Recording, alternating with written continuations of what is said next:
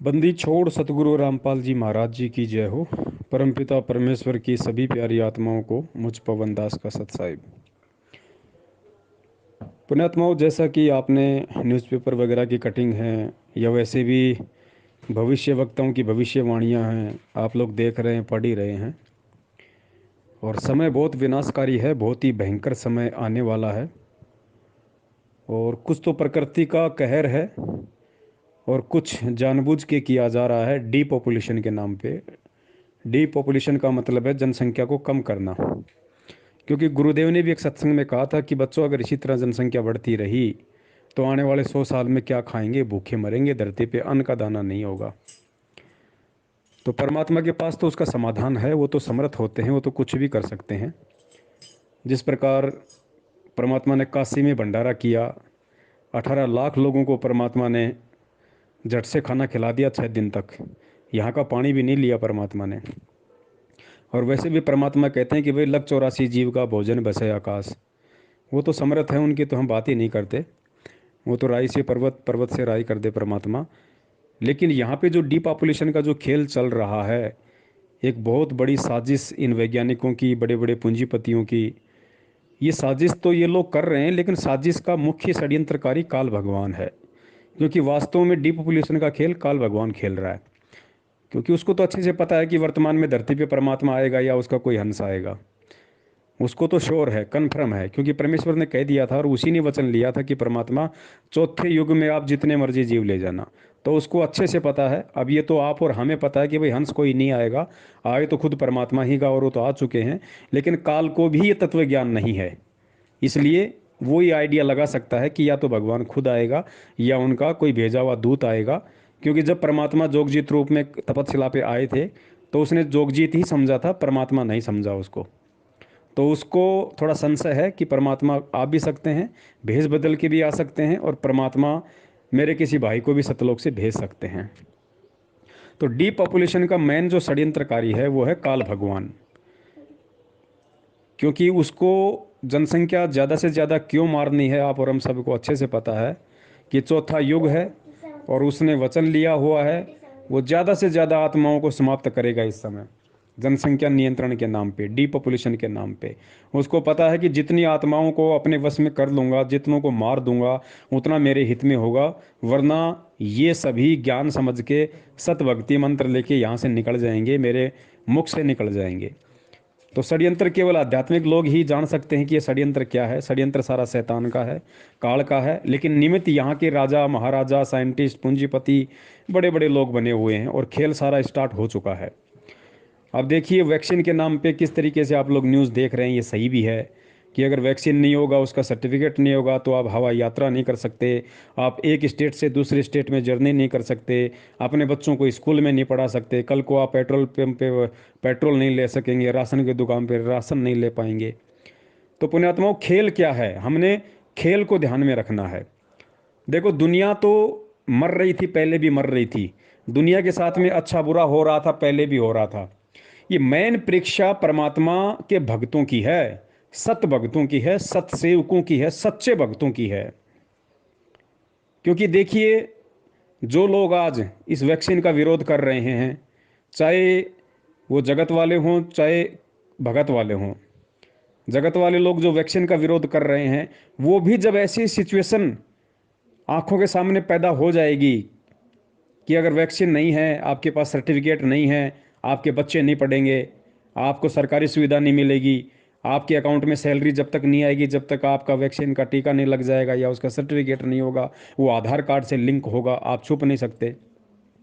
तो जो लोग जगत वाले भी आज इन सब का विरोध कर रहे हैं वैक्सीन का, वो भी लगवा लेंगे। क्योंकि उनकी ऐसी कोई मान मर्यादा नहीं है। जब तक विरोध है तब तक विरोध है, जब खुद की जान पे आएगी तो वो भी हाथ नीचे कर देंगे, सरेंडर कर देंगे। और भक्तों का हाल आप देख ही रहे हो। वो तो मैनेजमेंट ने पीला पर्चा निकाल ही दिया कि गुरुजी का आदेश है, आप टीका लगवा सकते हो, सरकार कुछ कुछ गलत करती ही नहीं। तो आपके अपने भगत भाई भी लगवाएंगे जब वो समस्या आ जाएगी, पैदा हो जाएगी। लेकिन पुण्यात्माओं, ये परीक्षा है विश्वास की, और ये परीक्षा आप और हम भक्तों की है, ये सत्सेवकों की है। ये पूरी पृथ्वी पे परमात्मा हम भक्तों की परीक्षा ले रहा है। यहाँ पे अगर किसी ने दृढ़ता दिखानी है, किसी ने हिम्मत दिखानी है, तो वो केवल आप और हमने दिखानी है। कहे कबीर सुनो वही साधो, मैं तो हूं विश्वास में। ये अब आप और हमारे विश्वास की परीक्षा शुरू होगी, या यूं कह लीजिए कि आप और हमारे विश्वास की परीक्षा शुरू हो चुकी है। समस्याएं तो आएंगी ही आएंगी, सरकार जबरदस्ती करेगी ही करेगी, शैतान की प्रेरणा से, काल की प्रेरणा से। लेकिन अब ऐसी सिचुएशन में जब चारों तरफ से कोई रास्ता नजर नहीं आएगा, तब हम क्या करेंगे पुण्यात्माओं? ऐसी स्थिति में अब केवल दो ही चीजें हमारा सबसे बड़ा सहारा होंगी, केवल दो ही चीजें।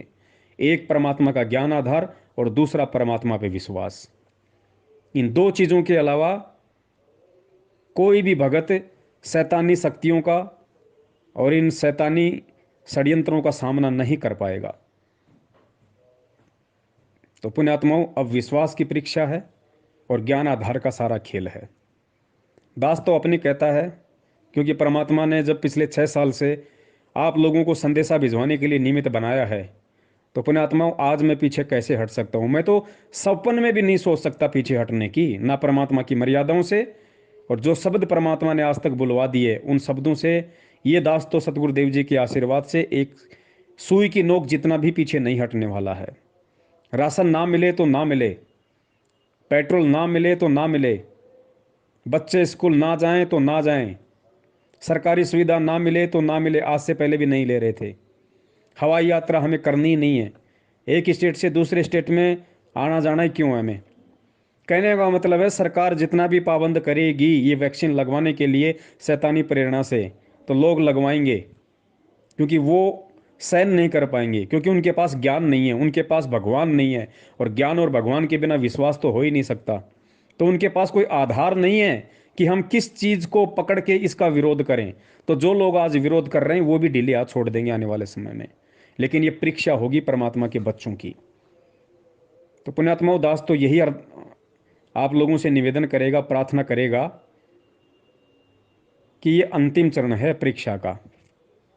अंतिम चरण परमात्मा ये देख रहा है कि मोला बैठा मोर्चा देखे यम की भेड़, और दवा 10 यम कोट दूत जहां वहां एक नाम की खैड़।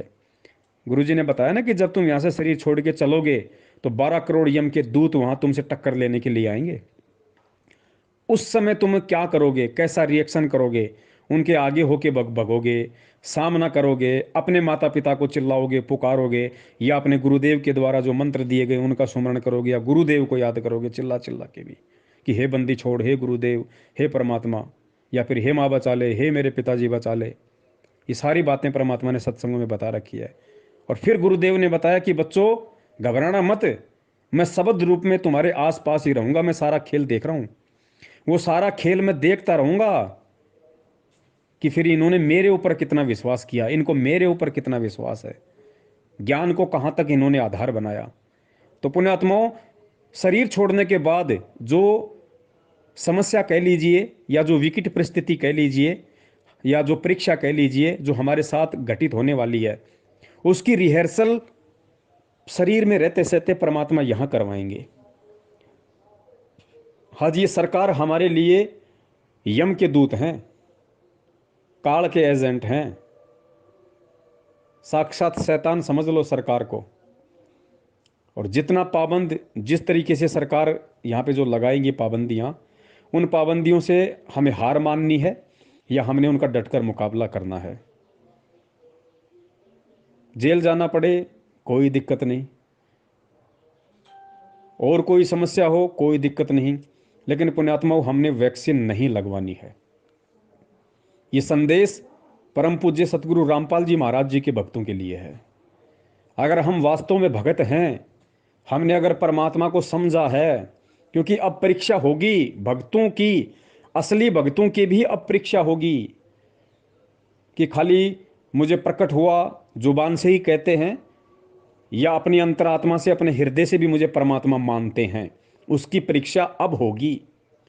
और जो टिक गया इस परमात्मा के नाम पे, परमात्मा के ज्ञान पे, कि भाई जब परमात्मा के नाम पे अगर ऐसी कोई नौबत आ गई, आने वाले समय में ऐसी कोई समस्या आ गई, तो देखिए हम कितना इस नाम पे टिकते हैं, कितना हम भगवान के ऊपर विश्वास करके हम इन परिस्थितियों का सामना करते हैं। पुण्यात्माओं, जो सत्संग परमेश्वर ने किए थे, एक एक सत्संग परमेश्वर का लोहे की लकीर है। संकेत कर दिया था परमात्मा ने कि बच्चों, कल्पे कारण कौन है, कर सेवा निकाम, और मन इच्छा फल देऊंगा जब पड़ेगा मेरे से काम। तो पुण्यात्माओं, ऐसी समस्या जब हमारे सामने प्रकट होंगी और हम जब दृढ़ होंगे, उस समय समझो हमारा काम भगवान से पड़ रहा है। और फिर गुरुदेव ने कहा कि भगवान फिर कौन सा पीछे रहता है, आगे खड़ा पाओगा। और फिर गुरुदेव ने कहा था कि अगर घर में 2 दाने होंगे ना, 2 दाने अनाज के, 2 दाने, सुबह मटका भरा हुआ मिलेगा, अनाज का मटका भरा हुआ, आटे का पीस पिसा के तैयार। पुण्यात्माओं, अगर ऐसी समस्या हमारे सामने प्रकट हो गई कि भैया जिसको वैक्सीन नहीं उसको राशन नहीं, तो भैया जिसको वैक्सीन नहीं उसको राशन नहीं हमें मंजूर है, उस समय आपको अपने भगवान पे टकटकी लगा के आस लगानी होगी कि भगवान तेरे नाम पे हैं। सदना ने क्या कहा था परमात्मा से, जब सदना के दोनों हाथ उसने काट दिए थे, उसके बाद जब वो केदारनाथ वहाँ पे उड़ीसा में जो जगन्नाथपुरी चला गया था परमात्मा के लिए, कि भाई परमात्मा कह रहे थे भाई जगन्नाथपुरी में, वहाँ पे मालिक ने कहा था उसको, तो वो जगन्नाथपुरी की तरफ वो चल दिया था। और जब बीच में रात हुई, रात गुजारने के लिए एक गांव में रुका सरपंच के यहाँ पे, तो गुरुजी ने बताया सरपंच की औरत थी, वो बदचलन थी, उसने रात को सदना के साथ में दुर्व्यवहार करने की कोशिश की। तो सदना ने कहा कि बहन मैं तो पहले से बहुत दुखी हूँ, मुझे और दुखी ना कर। तो वो अपनी बेइज्जती मान गई और उसने झूठा प्रचार कर दिया, चिल्लाने लग गई कि इसने मेरी इज्जत लूटने की कोशिश की है। सुबह पंचायत हुई, पंचायतों में ये फैसला हुआ कि भाई आजकल तो राह चलते आदमी को रात को रोकने का भी धर्म नहीं है, देखो ऐसे ऐसे नालायक लोग हैं। और सदना को जिंदा मीनार में चिनवाने के लिए आदेश पारित कर दिया। उस समय जब उसको जिंदा दीवार में चुनने लगे, तब सदना ने रोके भगवान से अरदास की थी कि हे परमपिता परमात्मा, मैं तो हूं ही इतना नीच, मैं तो हूं ही इतना दुष्ट कि परमात्मा मुझे तो मीनार तो क्या, मुझे तो जेरे कुएं में डालना चाहिए। मैं तो हूं ही इतना नीच प्राणी, मुझे तो आप समझ में आ रहा है, लेकिन भगवान मैं तेरे नाम पे निकला हूं। परमात्मा जब कल कोई इतिहास बनेगा तो तेरा कोई नाम नहीं लेगा कोई पीछे से, कि तेरे नाम पे चलने वालों की और आज ऐसी हालत हो रही है। तब गुरुदेव ने बताया उसी समय मीनार में धमाका हुआ, पूरी मीनार फूट गई और 2 ईंट जाके उस औरत के दूध के ऊपर लगी, उसके स्तनों पे लगी, दोनों स्तन कट के नीचे गिर गए और सदना के दोनों हाथ पूरे कर दिए परमात्मा ने। तब लोगों ने को विश्वास हुआ कि भाई ये भगत गलत नहीं था, ये औरत ही गलत थी। तो पुण्यात्माओं, सत्संग को समझिए, परमात्मा ने कब सहायता की और कैसी स्थिति में की। एक तो परमात्मा ने उस समय सहायता की जब सदना ने हृदय से पुकार की, और दूसरी स्थिति में उस समय परमात्मा ने सहायता की जब एंड होने को था, बिल्कुल अंत हो लिया था, बिल्कुल मरने को था वो, उसको दीवार में जिंदा चुनने वाले थे, उसके बाद हवा बंद होने वाली थी। तो आप समझ रहे होंगे कि परमात्मा, मतलब हमने विश्वास नहीं तोड़ना बिल्कुल भी। पुलिस पकड़ ले गई, मार रही है, पीट रही है, जेल में डाल दिया, पीछे से बच्चों को कोई खाने की व्यवस्था नहीं, कोई अच्छी कोई व्यवस्था नहीं, हमने इन चीजों की तरफ ध्यान ही नहीं देना कि परमात्मा तेरे वचन पे, जब तूने चमड़े से बने जूते पहनने के लिए मना कर दिया, तो उन जीवित पशुओं को मारकर जो वैक्सीन बनाई जा रही है उनके खून की, मैं वो कैसे लगवा लूं। मैं तेरे वचन पे रहूंगा मेरे मालिक, चाहे मैं जिंदा रहूं ना रहूं मुझे कोई टेंशन नहीं है, तेरे नाम पे मरूंगा ना तो कुछ अच्छा ही होगा। आप ही की वाणी है कि करोड़ शीश तूने दे लिए यम राजा की फेंट, झटके से वो शीश लेता है, फेंट। और फिर परमात्मा कहते हैं कि एक शीश देख के देख ले सतगुरु अपने की भेंट, तू प्यार से, भेंट यानी प्यार प्रेम से, एक शीश अपने गुरु को भी दे के देख, उसके बदले तेरे साथ वो क्या करता फिर। तो पुण्यात्माओं, कहने का मतलब है परमात्मा पे, क्योंकि हमने फिर बच्चों की टेंशन नहीं करनी है, तब तक तो हैं, सेवा है तो है, पीछे से नहीं, पीछे से फिर हमारी ड्यूटी नहीं है, फिर वो परमात्मा की ड्यूटी, वो परमात्मा के बच्चे हैं फिर। हमने ना हमारी टेंशन करनी, ना हमने फिर बच्चों की सोचनी कि पीछे से मेरे बच्चों के साथ क्या हो रहा होगा। ऐसी स्थिति में जब हमारे साथ में सरकार अति कर देगी, अभी स्थिति नहीं आई है लेकिन आइडिया लग रहा है सरकार की मंशाओं को लेके, न्यू वर्ल्ड ऑर्डर को लेके, और जिस तरीके से पूरे संसार को अपने काबू में करने की कोशिश की जा रही है, डीपॉपुलेशन, जबरदस्ती लोगों को मार मार के जनसंख्या को नियंत्रण किया जा रहा है तरह तरह की चीजों से। दास उस समय की बात कर रहा है, वो समय चाहे 2 साल में आए, चाहे 10 साल में आए, या चाहे अभी कुछ दिनों में स्टार्ट हो जाए, उस समय की दास बात कर रहा है। हमने इतना दृढ़ परमेश्वर के नाम पे होना पड़ेगा। और एक चीज और बता देता हूं पुण्यात्माओं, ये भगवान हर तरीके से झाड़ झंकाड़ के देखेगा, हर तरीके से हिला हिला के देखेगा। गुरु जी कहते हैं ना, तुम मार्केट में एक 50 रुपए का मटका लेने जाते हो, कितना बजाते हो उसको चारों तरफ से। तो हम मटके हैं, ये परमात्मा कुम्हार है, सतलोक लेके जाएगा बजा बजा के। परमात्मा ऐसा भी खेल खेल सकते हैं, परमात्मा ऐसी भी परीक्षा ले सकते हैं। हो सकता है अखबार में ऐड आ जाए, हो सकता है टीवी चैनल पे ये न्यूज आ जाए कि संत रामपाल जी महाराज ने भी लगवाई कोरोना की वैक्सीन, और उसका वीडियो भी वायरल हो जाए, कोई बड़ी बात नहीं। अखबार में भी वैक्सीन लगाते हुए गुरु जी का फोटो आ सकता है। लेकिन ध्यान रखना पुण्यात्माओं, हमने संत की कथनी पे चलना है, संत की करनी के ऊपर नहीं चलना।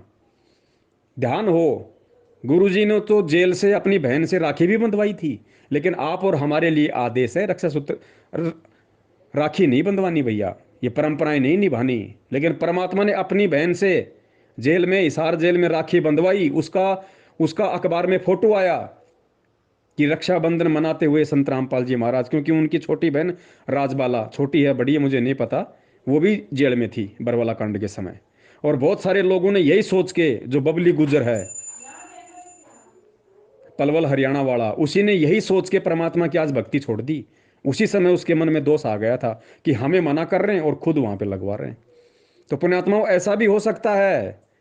ये बंदी छोड़ है हर तरीके से, क्योंकि ज्ञान पूरा दे दिया इसने, ज्ञान देने में कमी नहीं छोड़ी। कल को कोई ये नहीं कह सकता कि सिलेबस पूरा नहीं पढ़ाया, ये क्वेश्चन कहां से आ गया, ये सवाल कहां से आ गया, ये सवाल नहीं कर सकता कल को कोई, क्योंकि परमात्मा पूरा पाठ पढ़ा के गए और 20 साल से उसका रिवीजन करवा रहे थे, रिवीजन। तो ऐसा वीडियो भी आ सकता है न्यूज चैनल के माध्यम से कि हिसार जेल नंबर 2 में संत रामपाल महाराज ने भी लगवाई कोरोना वैक्सीन, अखबार में भी आ सकती है। लेकिन हमने इन चीजों को देख के विचलित नहीं होना। परमेश्वर ने हमें क्या निर्देशित किया है, क्या आदेशित किया है, वो हमारे लिए महत्वपूर्ण है, ना कि ये कि गुरुजी ने वैक्सीन लगवा ली।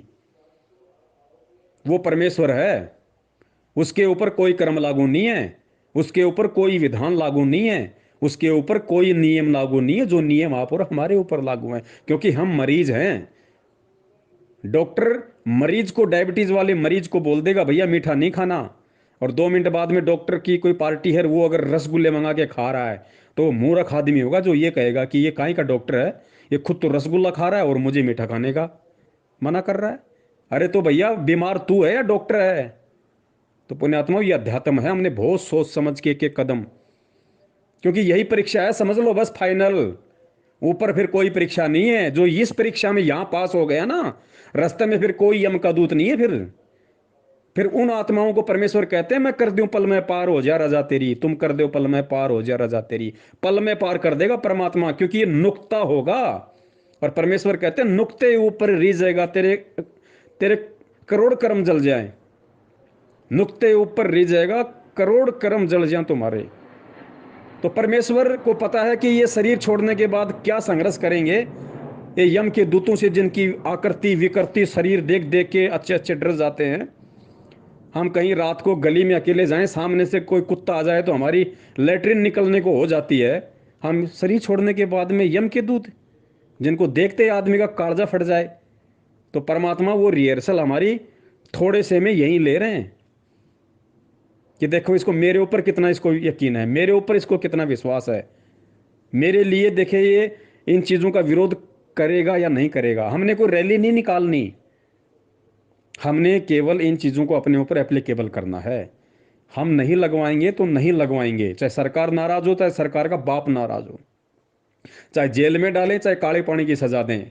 भाई जो गुरु वचन पे डट गए, कट गए फंद 84 के पुण्यात्माओं, ये सत्संग एक एक आज लागू होने हैं भक्तों के ऊपर। इनको मत देख के चलना आप, कोऑर्डिनेटरों को, नामदान संचालकों को, मैनेजमेंट को। ये नहीं कर पाएंगे हिम्मत, इनकी नहीं बस की बात है।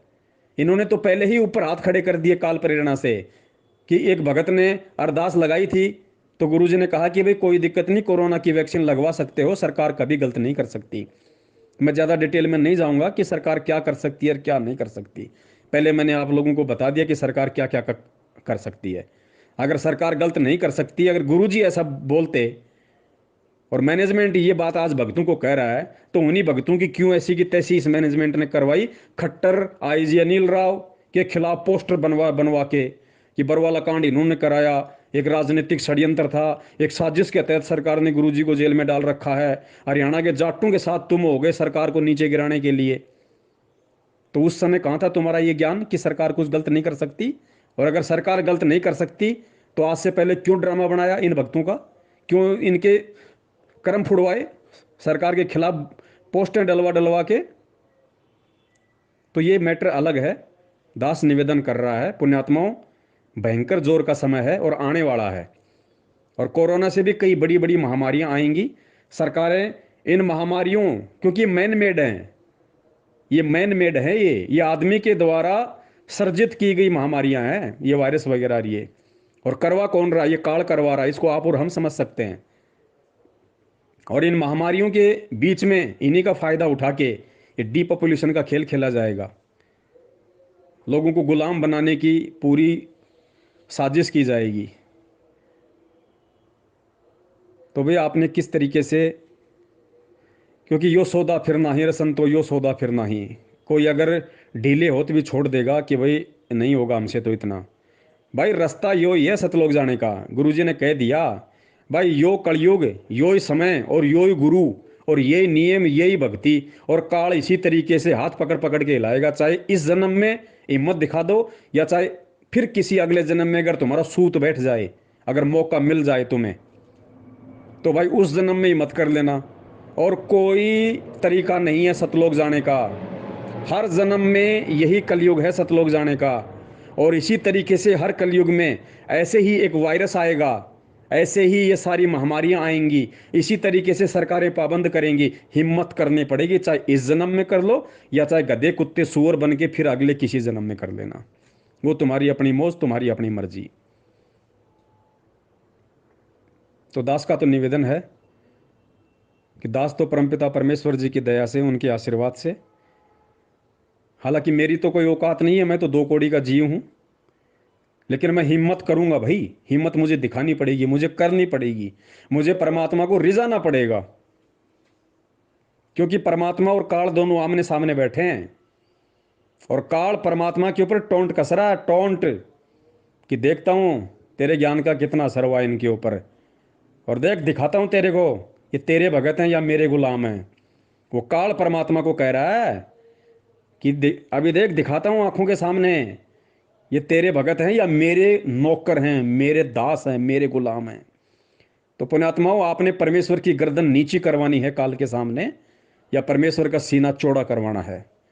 क्योंकि सारा गेम यहाँ पे भक्तों को लेके हो रहा है। ये 21 ब्रह्मांड एक शतरंज का खेल है, और दो खिलाड़ी हैं, काल और परमात्मा, आप और हमें गोटियां। गोटी काल के हाथ में आ गई तो काल नचाएगा, परमात्मा के हाथ में आएगी तो पोबारा 25 कर देगा। तो हमने किसको जिताना है, किसको हराना है, ये इतना ज्ञान देने के बाद परमात्मा ने हमारे ऊपर ही छोड़ दिया कि बच्चों, मेरी इज्जत और मेरी बेइज्जती अब तुम्हारे हाथ में है, तुम क्या करते हो। क्योंकि जबरदस्ती नहीं कर सकता परमात्मा, नहीं तो किसी की औकात नहीं, ना काल की ना किसी और की। लेकिन ये खेल जबरदस्ती का नहीं है, ये खेल विश्वास का है, कि हम अपने बाप पे विश्वास करते हैं, या हम काल के द्वारा जिस तरीके से हमारे को हाथ पकड़ के हिलाया जाएगा, हमारा विश्वास उस समय डगमग होता है। हम किसकी नजरें नीची करवाना चाहते हैं, और किसका सीना मतलब फक्र से और बिल्कुल सामने करवाना चाहते हैं। तो भक्तों को देख के मत चलना अब आपस में, हो सकता है कल को ऐसी विकट परिस्थितियां पैदा हो जाएं, सरकार को नेट भी बंद करना पड़ जाए, क्योंकि सरकार के हाथ में पूरा तंत्र है और सरकार काल की एजेंट होती है, शैतानी पावर है सारी। कल को आपका व्हाट्सएप भी बंद हो सकता है भाई, आपका फेसबुक भी बंद हो सकता है, आपकी यात्राएं भी बंद हो सकती हैं। उस समय ये मत सोचना कि कोई पवन दास का संदेशा आएगा या गुरु जी का कहीं से कोई सत्संग कोई भेजेगा मुझे।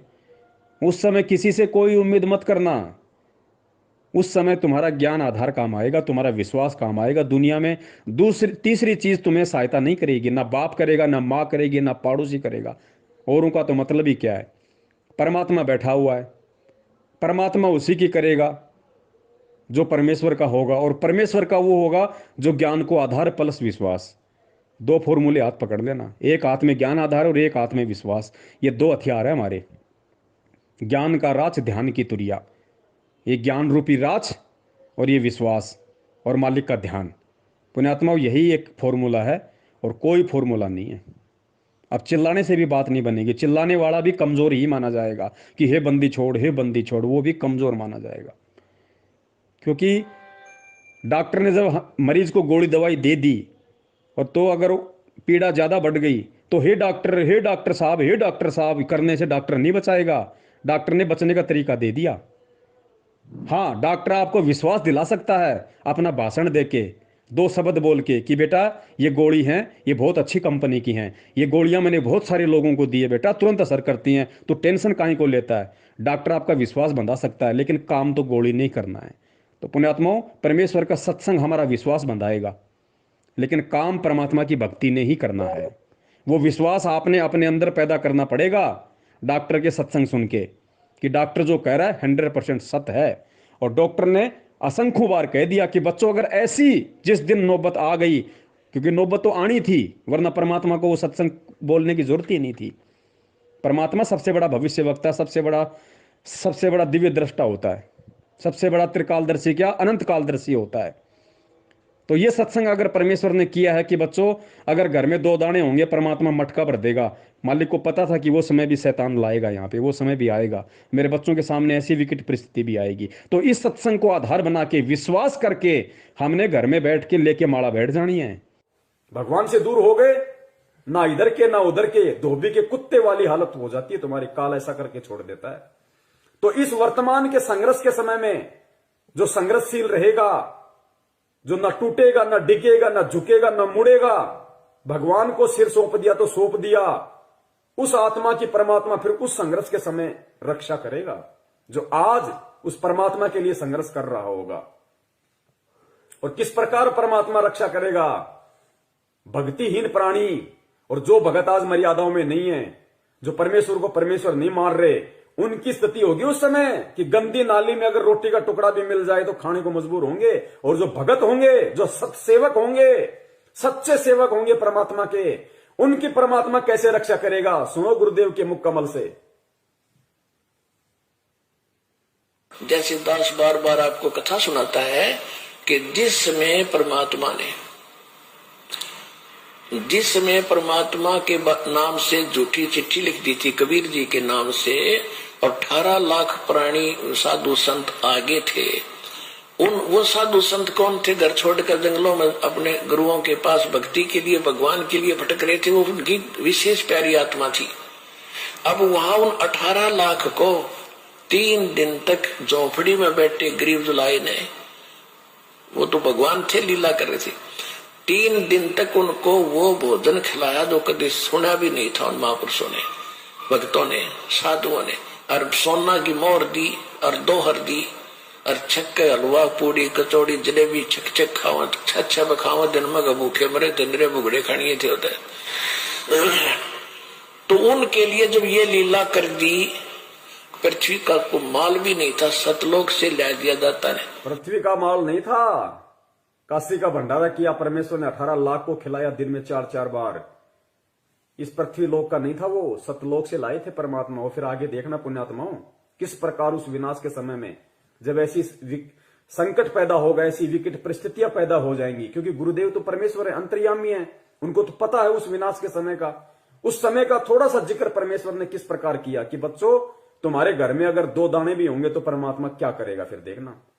उसको कहते हैं भक्ति का प्रतिफल। मेरे बुगड़े खड़िए थे होते,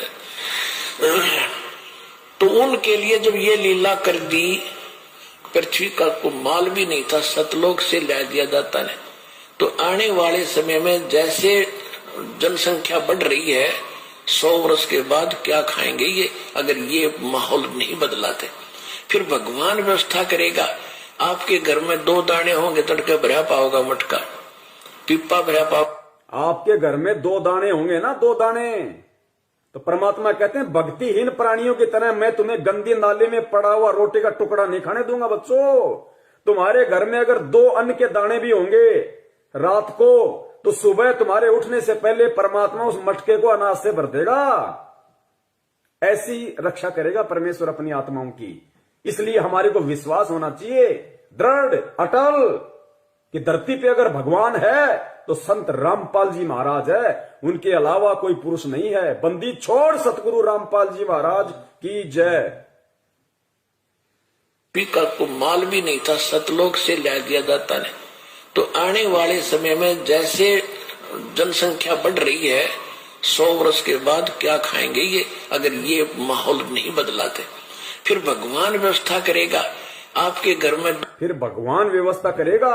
आज हम जो काम धंधा कर रहे हैं, 2 के 4 कर रहे हैं, हम जो अपना दिमाग चला रहे हैं कि हम कर रहे हैं तो खा रहे हैं, ये सब फेल हो जाएंगे। आज भी परमात्मा दे रहा है, आज भी परमात्मा ही करवा रहा है। कैसे करेगा परमात्मा, देखना। माहौल नहीं बदलाते। फिर भगवान व्यवस्था करेगा। आपके घर में 2 दाने होंगे, तड़के भरा पाओगा मटका, पिप्पा भरा पाओगा आटेगा, इस तरह कर देगा दाता आपके लिए। लेकिन साध वचन पलटे नहीं, चाहे पलट जाए ब्रह्मांड। अगर परमेश्वर ने ये वाणी कही है कि आपके घर में 2 दाने होंगे, सुबह मटका भरा हुआ मिलेगा, तो वो विकट समय आएगा, वो 2 दाने वाला समय आएगा भाई। तभी परमेश्वर ने इस वाणी का जिक्र किया। ये बात कही है परमात्मा ने कि आपके घर में 2 दाने होंगे। नहीं तो भगत आज हम अपना काम धंधा कर रहे हैं, अपना कमाई रहे ना, लेकिन एक समय ऐसा आएगा ना काम होगा, ना धंधा होगा, ना कोई घर से बाहर निकलेगा। डरेंगे, सहमे हुए होंगे, डरे हुए होंगे। उस समय परमात्मा कहते हैं कि जो भक्तिहीन प्राणी भूख के मारे क्या करेंगे, कब तक घरों में बैठे रहेंगे। ना ये ब्रह्मा रक्षा करेगा, ना विष्णु करेगा, ना दुर्गा करेगी, ना काल, ना महाकाल, ना देवी देवता, ना भैरू, ना भूत, ना यार, ना रिश्तेदार, ना मां, ना बाप। आज हम जिनके लिए भगवान से दूर हो रहे हैं कि मेरी मां रुष्ट हो जाएगी, मेरा बाप मुझे लड़ेगा, मेरी पत्नी मुझे छोड़ के चली जाएगी, उस समय कोई नहीं आएगा, वो परमेश्वर आएगा उस समय रक्षा करने के लिए। किनकी? जो भक्ति करेंगे, जो भक्ति करने की इच्छा से होंगे। बढ़ रही है, 100 वर्ष के बाद क्या खाएंगे ये, अगर ये माहौल नहीं बदलाते। फिर भगवान व्यवस्था करेगा। आपके घर में 2 दाने होंगे, तड़के भरा पाओगा मटका, पिप्पा भरा पाओगा आटेगा, इस तरह कर देगा दाता आपके लिए। लेकिन भक्ति करवाने के लिए छोड़ सतगुरु रामपाल जी महाराज की जय हो। ये उनकी करेगा जो भक्ति करेंगे, और जो बकवाद, ये उनकी करेगा जो भक्ति करेंगे, और जो बकवाद करेगा वो अपना करते रहेंगे। वो और हमने ये भी उम्मीद नहीं करनी, अगर ऐसी नौबत आ गई घर में 2 दाने नहीं है, तो हमने ये भी उम्मीद नहीं करनी कि देखिए मटका भरा हुआ मिलता है कि नहीं मिलता। वो परमात्मा पे शक हो जाएगा, संदेह हो जाएगा, और संदेह करने वाला नरक में जाता है, फिर परमात्मा विश्वास नहीं करेगा। आप शास्त्रों को अगर पढ़िए तो शास्त्र ये कहते हैं कि इस संसार में सबसे बड़ा पाप क्या है। बोले माता पिता की हत्या कर देना भी बड़ा पाप नहीं, गौ की हत्या कर देना भी बड़ा पाप नहीं, जितना बड़ा यह पाप है कि तुम अपने गुरु पे संशय करने लग जाओ। कैसे कर सकते हो तुम? अपने गुरु पर संशय, अपने भगवान पर संशय कैसे कर सकते हो तुम? और अगर तुम्हें यह लगे कि गुरु गुरु ही नहीं है, तो फिर तो बात ही खत्म हो गई। तुमने तो गुरु तत्व को अपनी जिंदगी से काट दिया। ठीक है भाई, छोड़ दे फिर उस गुरु को, फिर मत रहे उसके साथ, फिर मत रहे उसके साथ, फिर जा, फिर ढूंढ कोई और। पर एक बात याद रहे, जो एक गुरु का सगा ना हो सका, वो किसी दूसरे का कैसे होगा? कैसे? बाद भी ये याद रहे, जो अपने गुरु का कृपा पात्र हो जाता है ना, उसको सब महात्मा भी कृपा देते। जो अपने गुरु की ही कृपा नहीं ले पाया, उसको दूसरे क्या देंगे? क्या देंगे उसको? और आदमी ऐसा उल्टी खोपड़ी का मालिक है, वो अपने कर्म पे या अपने अंतःकरण पे कि मेरे अंदर ही ज्ञान की जिज्ञासा नहीं थी, मेरे अंदर ही समर्पण नहीं था, ऐसा नहीं सोचता। वो गुरु पे उंगली जरूर उठा देता। हमने बिल्कुल ध्यान नहीं देना। जब खाने का टाइम होगा तो मटका जाके एक बार देख लेंगे कि भाई चलो भाई खाना वाना बनाओ भाई, मालिक के दया से उघाड़ के देख लेना, दाने हैं तो बलाने ना, नहीं वापस अपनी माला लेके बैठ जाना। पुण्यात्माओं, ये वो भगवान है, जब राम रावण का युद्ध हो रहा था और जब लक्ष्मण जी को शक्ति लगी और हनुमान जी को भेजा संजीवनी बूटी लाने के लिए, तो हनुमान जी जब लंका से संजीवनी बूटी लाने गए तो रास्ते में कबीर परमेश्वर एक साधु का रोल बना के एक पहाड़ पे बैठ गए और अपना राम राम राम राम जपने लग गए। हनुमान जी ने देखा भाई कोई राम भगत है, मेरा गुरु भाई है, चलो 2 मिनट बात करता हूं। हनुमान जी नीचे उतरे और उसके बाद में उन्होंने कहा कि आओ बटेऊ, बटेऊ यानी राह चलते व्यक्ति, आओ बैठो जलपान करो, दो चर्चा राम की करेंगे। तो हनुमान जी ने कहा कि नहीं भगवान, सेवक का काम विश्राम का नहीं होता, मेरे प्रभु का आदेश है कि मुझे संजीवनी लेके आनी है।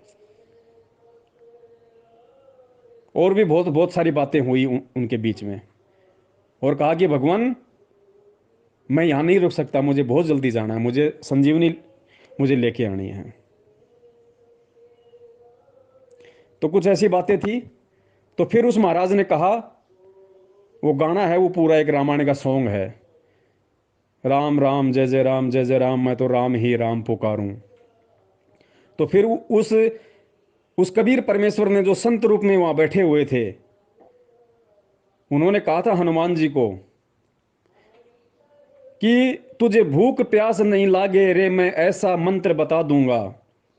तुझे भूख प्यास नहीं लागे रे, मैं ऐसा मंत्र बता दूंगा, और तुझे जिस पर्वत पे जाना हो मैं पल भर में पहुंचा दूंगा। तो पुण्यात्मा, भूख प्यास ना लगने का ये मंत्र ये केवल कबीर परमेश्वर के पास में है, काल के पास भी नहीं है। अगर काल के पास भी ये मंत्र होता भूख प्यास ना लगने वाला, तो क्यों तपस्या पे आप और हमारे को खाता बूनता? क्यों यहाँ पे भूखमरी मस्ती, क्यों यहाँ पे अकाल पड़ते? तो वो मंत्र वो कहने का अधिकारी केवल कबीर परमेश्वर था। तो अगर हमारी मटके में भी दाने नहीं होंगे, मटके में भी आटा नहीं मिलेगा, तो परमात्मा है, हमारे वो तो भाव देखेगा, विश्वास देखेगा। परमात्मा तो हमारे को भूख ही नहीं लगने देगा, प्यास ही नहीं लगने देगा। ये 24 सिद्धियों में आती हैं सारी सिद्धियां, ये केवल कबीर परमेश्वर जी के पास है। और ये सिद्धियां परमेश्वर ने आप और हमारे अंदर डाल रखी ऑलरेडी, ऑटोमेटिक ये विधान है परमात्मा का। गुरुदेव ने बोल रखा कि बच्चों तुम विश्वास के साथ ये मंत्र जपते रहना, 24 सिद्धियां तुम्हारे अंदर आ जाएंगी, लेकिन प्रयोग नहीं करना। तो पुण्यात्माओं, ऐसी परिस्थिति यदि हमारे सामने आ गई तो हमने अपने मन में कहीं ये ना सोच लेना, अपनी भक्ति को मत बिगाड़ देना। ये मेरे ऊपर भी लागू हुई, आपके ऊपर भी लागू। मैं आपको कोई उपदेश नहीं दे रहा, मैं केवल परमात्मा का कुत्ता निमित्त बन के संदेशा दे रहा हूं। कहीं अपनी भक्ति को यहां भी मत बिगाड़ लेना अविश्वास करके परमात्मा पे। कई लोग बोल देते ना दुखी होके, परेशान होके, हे परमात्मा मुझे उठा ले इस परिवार से, मैं तो बहुत दुखी हो गई, मैं तो बहुत दुखी हो गया इन बच्चों के आगे। तो ऐसी स्थिति में उस समय मत बोल देना कि परमात्मा सतलोक जाएंगे तब जाएंगे, परमात्मा मुझे तो मेरी भक्ति का प्रतिफल आज ही दे दे, मैं तो भूखा मर रहा हूं, परमात्मा दे दे कुछ अगर तेरे पास में है तो। ये भी मत बोल देना, क्योंकि ऐसी परिस्थितियां भी ये काल पैदा करेगा भक्त का, ये भक्ति खंडित करवाने के लिए। ये आपको परमेश्वर के दया से दास वो बातें बता रहा है पुण्यात्माओं, जो बातें हमारे को याद रखनी है। हमारे दिमाग में नहीं है ये बातें, लेकिन ये बातें हमारे को याद रखनी है, क्योंकि इस हद तक भी ये काल इस नीचता पे उतरेगा। अब ये युग परिवर्तन का समय है। वो जितनी आत्माओं को खा सकेगा, मार सकेगा, मारेगा। उसको पता है कि मेरा भोजन मेरे घर से निकलता जा रहा है, और उसको पता है कि इंसान को ही क्यों मारेगा, वो इंसान को ही खत्म करेगा। तो हमने बहुत सावधान रहना है। बहुत सोच समझ के हमने चलना है। और हमारा साथ देने वाला धरती पे कोई नहीं है सिवाय भगवान और भक्ति के। किसी भी यार दोस्त रिश्तेदार मित्र पे आस्था मत लगा लेना उस समय। ऐसी स्थिति में मत फोन कर देना कि मैं ऐसी विकट परिस्थिति हूं, मेरी सहायता करो, मेरी हेल्प करो। मत मांग लेना किसी से 2 रुपए भी। एक उधार की बात अलग होती है, वो भी जब सामान्य परिस्थिति में, लेकिन उस परिस्थिति में नहीं। अगर ऐसी समस्या उत्पन्न हो गई तो अनाज के लिए, रोटी के लिए, दाल सब्जी के लिए किसी से 5 रुपए भी उधार मत मांग लेना। फिर वो एक बात अलग है। भगत भाई आपस में अगर किसी को मालूम पड़ गया समस्या ऐसी है तो वो कर दे तो बात अलग है। बाकी जब वो समस्या आएगी तो भगत भी आपस में नहीं मिलेंगे, ना किसी को मालूम पड़ेगा कहाँ क्या हो रहा है। तो केवल माला लेके बंदी छोड़ का नाम, हाथ में ले लो माला और बंदी छोड़ रखवाड़ा, बस ये सूत्र ध्यान रखना। और विश्वास रखना, ये विश्वास रूपी सेज, बस उस विश्वास रूपी डोर को पकड़ के बैठे रहना। दास भी परमात्मा से अरदास करेगा कि परमात्मा दास को भी सद्बुद्धि देना, ऐसी समस्या अगर कभी प्रकट हो जाए तो। बाकी होंगी पुण्यात्माओं, क्योंकि सतलोक जाना इतना आसान नहीं है। काल भगवान रोकेगा और परमात्मा देखेगा, वो तोड़ेगा और परमात्मा ये देखेगा कि जुड़ने के लायक कौन है, सतलोक जाने के लायक कौन हुआ है। अरे लोहे की कोई छोटी सी चीज बनाई जाती है, उसको कितना आग में तपाया जाता है, कितने हथौड़े मारे जाते हैं उसको, कितना उसको रगड़ा जाता है, उसको घिसा जाता है, तब जाके एक छोटी सी सुई बनती है। तो पुण्यात्माओं, ये सतलोक जाने की परीक्षा अगर इतना आसान होता, क्यों कहते हैं परमात्मा बार बार कि सतलोक जाना कोई बरवाड़े का बस स्टैंड नहीं है, कोई खाला का घर नहीं है सतलोक। यहां तो जोटा लगेगा, जोटा। हरियाणा में जोटा क्या कहते हैं शायद, इसको कहते होंगे भाई जोर आएगा, भयंकर तरीके से जोर लगेगा, तगड़ा बोझ पड़ेगा, इसको कहते हैं जोटा लगेगा। तो बस विश्वास और ज्ञान आधार, परमेश्वर दया करे, हम सब पे परमात्मा दया बनाए रखें, यही हम सबकी बंदी छोड़ परमपिता परमेश्वर सतगुरु रामपाल जी महाराज जी से अरदास है, विनती है, प्रार्थना है। क्योंकि दास जब व्हाट्सएप पे इस तरह की न्यूज़ देखता है, इस तरह की वीडियो देखता है कि काल किस प्रकार से चारों तरफ से जो है जगत के प्राणियों को घेर रहा है, घेरने की कोशिश कर रहा है, कैसी कैसी विकट परिस्थितियां बनाने की कोशिश कर रहा है, तो जगत वालों को तो कुछ भी आभास नहीं है इन चीज़ों का पुण्यात्माओं। लेकिन असल में अगर परमात्मा के बाद में कोई भविष्य वक्ता है तो उसका भगत है।